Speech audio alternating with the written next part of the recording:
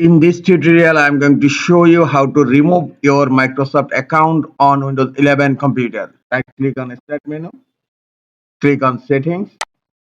In left pane, click on Accounts. Scroll down.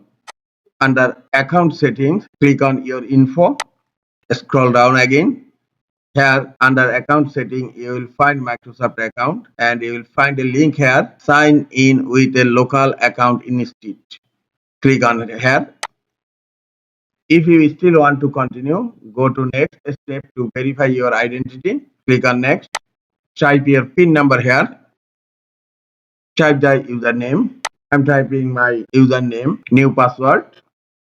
Then confirm your password.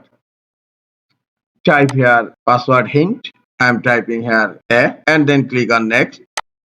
Your local account is set. Please note, if you sign in with local account, you will not find some new updated features from Microsoft on your Windows 11 computer. Click on sign out and finish. Now signing out. Sign in with your local account. Type the PIN number here. I'm going to check. Click on start menu.